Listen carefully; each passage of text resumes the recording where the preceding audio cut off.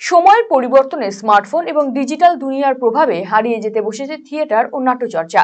এই প্রেক্ষাপটে থিয়েটার চর্চার ঐতিহ্যকে পুনরুজ্জীবিত করতে এবং নতুন প্রজন্মের মধ্যে নাটকের প্রতি ভালোবাসা জাগিয়ে তুলতে বালুরঘাট রেইনবো কালচারাল একাডেমি আয়োজন করেছে 5 দিনব্যাপী নাট্য উৎসব ও কর্মশালা। রবিবার বালুরঘাট ত্রিতীর্থ গোবিন্দ অঙ্গনে এক সাংবাদিক সম্মেলন করে এই কথা জানান উদ্যোক্তারা। তারা বলেন, একটা সময় বালুরঘাট নাটকের শহর নামে পরিচিত ছিল।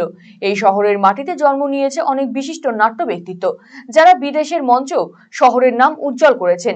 অথচ বর্তমান পরিস্থিতিতে নাট্য চর্চা এবং তার ঐতিহ্য অবলুপ্তির পথে। সেই কারণে নতুন প্রজন্মের ছেলেমেয়েদের মধ্যে নাট্য চর্চা এবং নাটকের প্রতি আগ্রহ বৃদ্ধিতে নাট্য উৎসবের আয়োজন করা হয়েছে।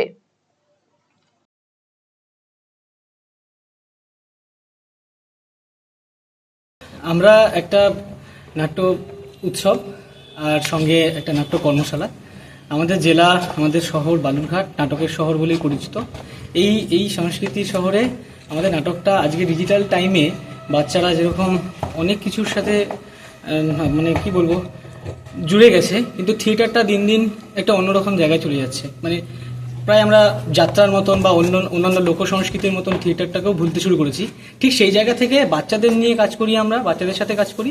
তো এই বীজ একরকমভাবে বপন করার জন্যই এই আজকের এই উৎসব এবং এই কর্মশালা। এখানে একটা নাট্য কর্মশালা হচ্ছে, সেখানে কি তোরা অংশগ্রহণ করছিস? কি কি হবে এখানে? বন্ধু বান্ধব অনেকজন আছে? তোমরা মানে এখানে কি জন্য এসছো? এখানটা আমরা নাট্য করার জন্য।